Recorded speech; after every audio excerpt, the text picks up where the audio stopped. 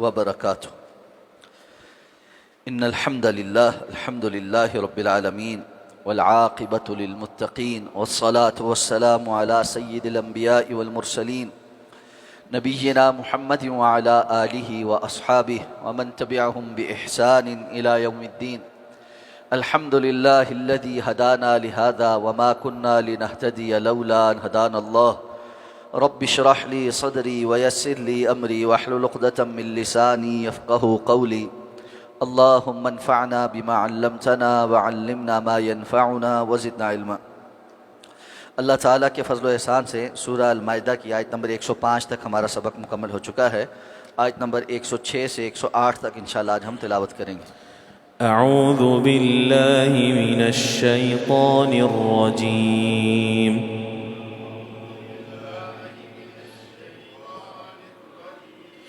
بسم اللہ الرحمن الرحیم. يا أيها الذين آمنوا شهادة بينكم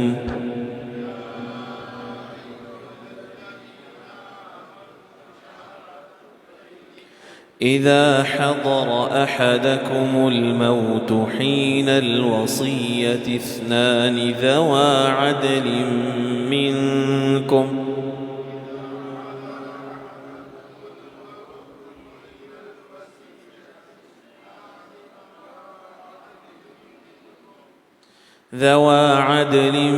منكم أو آخران من غيركم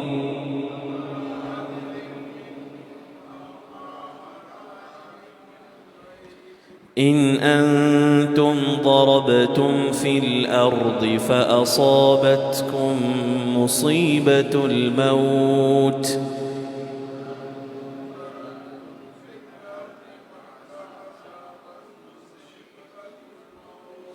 تحبسونهما من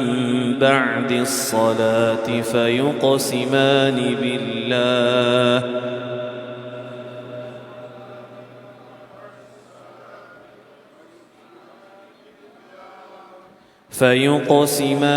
بالله إن ارتبتم لا نشتري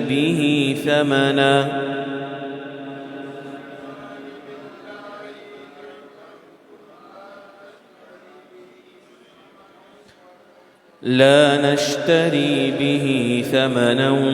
ولو كان ذا قربى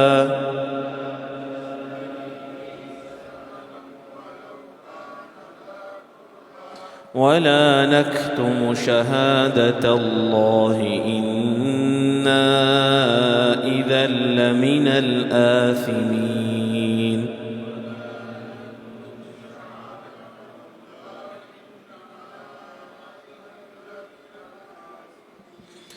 فإن عثر على أنهما استحقا إثما فآخران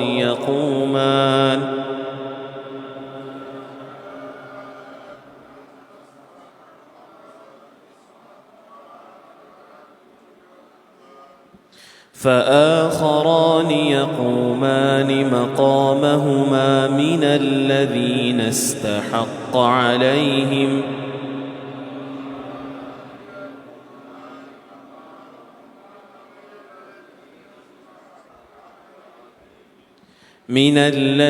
استحق عليهم الأوليان فيقسمان بالله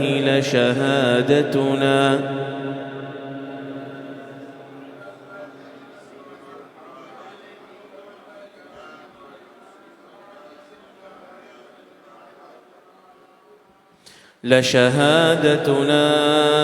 أحق من شهادتهما وما اعتدينا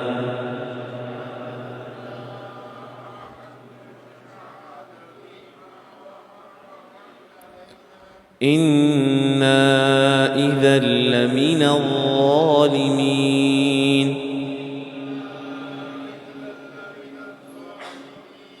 ذلك أدنى أن يأتوا بالشهادة على وجهها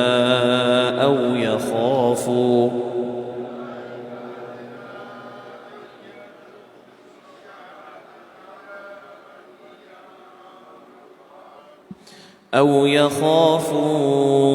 أن ترد أيمان بعد أيمانهم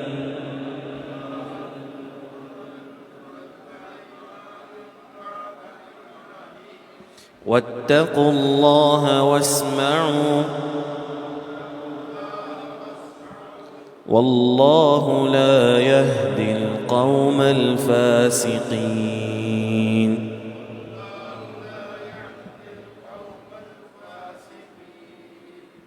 یا ایہا الذین آمنوا، اے ایمان والو، شہادت بینکم، تمہارا آپس میں گواہی دینا، اذا حضر احدکم الموت، کہ جب تم میں سے کسی کی موت کا وقت آن پہنچے، حین الوصیہ، اور وصیت کا وقت ہو، اثنان ذوا عدل منکم، تو دو ہوں تم میں سے عادل، او آخران من غیرکم، یا دو کوئی اور جو تمہارے غیر سے ہوں، ان انتم ضربتم فی الارض، کہ اگرچہ تم زمین میں سفر کے اندر ہو، فاصابتکم مصیبت الموت، تو پس تمہیں موت کی آزمائش آن پہنچے، تحبسونہما من بعد الصلاۃ، تم ان دونوں کو روک لو نماز کے بعد، فیقسمان باللہ، تو پس وہ اللہ کے نام کی قسم اٹھائیں، ان ارتبتم، اس صورت میں کہ جب تم شک کے اندر مبتلا ہو جاؤ، لا نشتری بہ ثمنا، ہم اس کے بدلے میں کوئی قیمت وصول نہیں کریں گے، ولو کان ذا قربا، خواہ وہ ہمارا قریبی کیوں نہ ہو، ولا نکتم شہادت اللہ، اور ہم اللہ کی گواہی کو چھپائیں گے نہیں، انا اذا لمن الآثمین، یقیناً ایسا کرتے ہوئے پھر ہم گناہ گاروں میں سے ہوں، فإن عثر علی انہما استحقا اثما، پھر اگر یہ اطلاع پائی جائے کہ ان دونوں نے کسی گناہ کا ارتکاب کیا ہے، یعنی صحیح گواہی نہیں دی، فآخران یقومان، تو ان کی جگہ دو اور کھڑے ہوں گے، مقامہما، ان کے مقام پر، من الذین استحق علیہم الاولیان، ان میں سے جن کے خلاف گناہ کا ارتکاب ہوا ہے، جو زیادہ قریب ہوں یا قرابت دار ہوں، فیقسمان باللہ، تو پھر یہ بھی دو اللہ کی قسم اٹھائیں گے، لشہادتنا احق من شہادتہما، کہ البتہ ہماری گواہی زیادہ حق پر مبنی ہے ان دونوں کی گواہی سے، وما اعتدینا، اور ہم نے زیادتی نہیں کی، انا اذا لمن الظالمین، بے شک ہم اس وقت یقیناً ظالموں میں سے ہوں گے، ذالک ادنی ان یاتوا بالشہادۃ علی وجہہا، یہ زیادہ قریب ہے کہ وہ گواہی کو اس کے اصل طریقے پر ادا کریں، او یخافوا، یا اس بات سے ڈریں، ان ترد ایمان، کہ ان کی قسموں کو مردود ٹھہرایا جائے گا، بعد ایمانہم، دوسروں کی قسموں کے بعد، واتقوا اللہ، تو پس اللہ سے ڈرو، واسمعوا، اور سنو، واللہ لا یہدی القوم الفاسقین، اور یقیناً اللہ تعالیٰ فاسق قوم کو ہدایت نہیں دیتا۔ معاشرتی زندگی میں پیش آنے والے اہم واقعات میں سے ایک ضرورت کے لیے یہ اہم ترین احکامات نازل کیے گئے۔ صحیح بخاری کے اندر روایت ہے کہ یہ ایک واقعہ ہوا جس کے تناظر میں یہ حکم نازل ہو، اور واقعہ یہ ہے کہ ایک شخص سفر پر تھا اور اس کے ساتھ مختلف جو رفقات تھے ان میں تمیم داری بھی تھے، اور ایک اور صاحب بھی تھے جو ابھی نصرانی تھے اور اسلام قبول نہیں کیا تھا انہوں نے، بعد میں یہ تمیم داری بھی اور وہ دوسرے بھی مسلمان ہو۔ تو اس شخص کو بیمار ہوا اور رستے میں ہی اس کی موت کا وقت قریب آ گیا، تو اس نے اپنا سارا مال جو ہے ان دو بندوں کے سپرد کیا۔ جب یہ اپنے علاقے میں پہنچے تو انہوں نے آ کر وہ مال اس کی وصیت کے مطابق اس کے ورثاء کے پاس لوٹایا۔ اب جب مال سارا آ گیا تو اس میں ایک جو جام تھا، ایک پیالہ جو تھا جس کے اوپر کچھ نقش و نگار بنے ہوئے تھے، وہ قیمتی تھا، وہ نہیں پایا گیا، جبکہ رشتہ داروں کو معلوم تھا کہ اس قسم کا ایک برتن بھی اس کے پاس موجود تھا۔ تو انہوں نے، رشتہ داروں نے اس کا دعویٰ کیا، رسول اللہ صلی اللہ علیہ وسلم نے تمیم داری اور دوسرے کو بلایا اور کہا کہ اس معاملے میں یہ لوگ اس بات کے دعوے دار ہیں،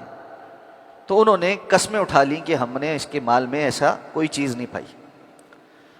وقت گزرا، اس کے کچھ عرصے کے بعد کچھ لوگ اس بندے کے قبیلے کے مکہ میں تھے، وہاں پر ایک بازار میں ان کو وہ پیالہ نظر آ گیا، کیونکہ وہ بڑا منفرد تھا، جس طرح آپ ہم یہ کہیں کہ کوئی نوادرات میں سے تھا کہ واضح طور پہ پہچانا جاتا تھا۔ تو انہوں نے پتہ کیا اور پتہ یہ چلا کہ تمیم داری اور وہ دوسرے جو بندہ تھا اسی نے مکہ میں اس پیالے کو فروخت کیا تھا۔ تو یہ ثابت ہو گیا کہ انہوں نے فراڈ کیا ہے۔ تو اس کے وقت جب یہ ثابت ہوا اور اس بارے میں کیا ہونا چاہیے، کیسے بات ثابت ہوگی، کیسے نہیں ہوگی، تو یہ آیات نازل ہوئیں کہ آئندہ اگر کبھی ایسا ہوا تو اس معاملے کو اس طرح سے سارٹ آؤٹ کیا جائے۔ تو اللہ تعالیٰ نے فرمایا کہ اگر تمہاری کبھی ایسا وقت آ جائے کہ سفر کے اندر موت کی مصیبت آنے والی ہو اور ایسے میں تم کوئی وصیت کرنا چاہو تو تم اپنے میں سے یعنی قرابت داروں میں سے یا مسلمانوں میں سے، اور اگر ممکن نہ ہو سفر میں کوئی مسلمان نہیں ہے یا کوئی قرابت دار بھی نہیں ہے، کوئی ایسا بندہ نہیں جس میں تم اعتماد کر سکو، تو جو اس وقت موجود لوگ ہیں ان میں سے جو تمہیں عادل لگتے ہوں ان دو کو گواہ بناؤ اور ان سے وصیت کرو کہ یہ کام ایسے کرنا ہے، ایسے کرنا ہے، ایسے کرنا ہے، اور اس مال کو تم نے جا کر میرے فلاں فلاں جو ورثاء ہیں ان کے حوالے کرنا ہے، اور یہ اس کی میری وصیت اس طرح۔ اب جب یہ مال پہنچے تو نماز کے بعد ان لوگوں سے گواہی لی جائے۔ کس صورت میں؟ ان ارتبتم، اگر تمہیں ان کے معاملے میں شک ہو جائے کہ یہ صحیح گواہی دے رہے ہیں یا نہیں دے رہے، تو وہ دو بندے پھر اللہ کی قسم اٹھا کر گواہی دیں گے کہ ہم نے اس معاملے میں کسی قسم کا کوئی مالی مفاد نہیں لیا، خواہ وہ جس کے حق میں ہم گواہی دے رہے ہیں وہ ہمارا قرابت داری کیوں نہیں ہے، یا جو فوت ہو گیا وہ ہمارا قرابت داری کیوں نہ ہو، ہم ہر صورت میں صحیح گواہی دیں گے۔ وَلَا نَكْتُمُ شَهَادَةَ اللَّهِ، اور ہم اللہ رب العزت کے لیے جو گواہی دے رہے ہیں اس کو چھپائیں گے نہیں۔ اگر ان کی گواہی میں کسی قسم کا شک ہو جائے، وَإِنْ عُثِرَ عَلَىٰ أَنَّهُمَا اسْتَحَقَّا إِثْمًا، کہ ان دونوں سے کوئی گناہ ہوا، گناہ کا معنی کیا ہے؟ یعنی انہوں نے گواہی کو چھپایا ہے، جھوٹ بولا ہے، تو پھر دو اور لوگ جو اس موقع پر موجود ہوں، یعنی اس سفر میں موجود تھے، جن کو اس موقع پر فوت ہونے والے بندے نے گواہ تو نہیں بنایا، یعنی متعین کر کے کہ تم جا کر گواہی دو گے، تم میرے مال کے ذمہ دار ہو، لیکن وہ موقع پہ موجود ہونے کی وجہ سے گواہی دے سکتے، تو وہ پھر کھڑے ہوں گے اور پھر یہ بھی حلف اٹھائیں گے اور یہ بات بھی کہیں گے کہ ہماری گواہی جو ہے وہ ان دونوں کی گواہی سے زیادہ مبنی برحق، اور یہ کہ ہم کسی قسم کی زیادتی نہیں کریں، اور وہ ٹھیک ٹھیک گواہی دیں گے۔ تو اس کے نتیجے میں وہ گواہی دیں تاکہ بات صحیح صحیح واضح ہو جائے۔ اللہ نے فرمایا یہ اس لیے کہ جب یہ اہتمام ہوگا نا کہ دو لوگ جو متعین کیے گئے تھے وہ گواہی دیں، تو اس کے بعد ان کی گواہی کو ویریفائی کیا جا سکتا ہے موقع پر موجود کسی اور شخص کی گواہی سے، کسی اور دو لوگوں کی گواہی سے۔ یہ اس بات کے اوپر زیادہ چیک اینڈ بیلنس ہو گیا ہے، یہ زیادہ قریب ہے کہ پہلے گواہی دینے والے دو بندے صحیح طرح گواہی دیں، کہ ان کو ڈر ہوگا کہ اگر ہم نے گواہی کو چھپایا تو ان ترد ایمان بعد ایمانی، یہ بعد میں آنے والے دو بندے جو ہماری جگہ گواہی دے رہے ہیں ان کی گواہی کی وجہ سے ہماری گواہی مردود ٹھہرے گی، اور یہ بہت بڑی آر تھی کہ کسی بندے کے بارے میں ثابت ہو جائے کہ اس نے جھوٹی گواہی دی ہے۔ یہ بات سمجھ لینی چاہیے کہ عربوں کے ہاں جو عموماً وصف پایا جاتا تھا اس میں سے ایک بڑی خصوصیت یہ تھی کہ وہ جھوٹ نہیں بولتے تھے، اور بالخصوص جب کوئی موقع حلف دے کر گواہی دینے کا آ جاتا تو پھر تو وہ بالکل ہی اس قسم کا کوئی کام نہیں کرتے تھے۔ اس لیے اللہ تعالیٰ نے اس گواہی کا نظام مقرر کیا، لیکن مال ایک ایسی چیز ہے جو انسان کو بہرحال اس کے قدم ہیں وہ ڈگمگا جاتے، اس لیے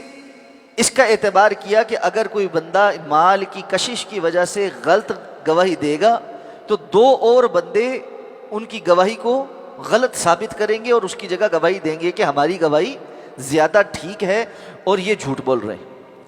تو اللہ نے فرمایا اس انتظام کی بنا پر ہی وہ اپنے اوپر چیک اینڈ بیلنس کی وجہ سے نفس کے ہاتھوں مجبور نہیں ہوں گے، بلکہ یہ جانیں گے کہ اگر ہم نے جھوٹ بول بھی دیا تو بھی ہم پکڑے جائیں، اس لیے ہمیں اپنی عزت کا خیال کرنا چاہیے۔ حقیقت یہ ہے اس معاملے میں معاشرتی طور پر وہ زمانہ جاہلیت میں ہونے کے باوجود ہم سے بہتر کہ ہمارے ہاں لوگ دھڑلے کے ساتھ جھوٹ بولتے،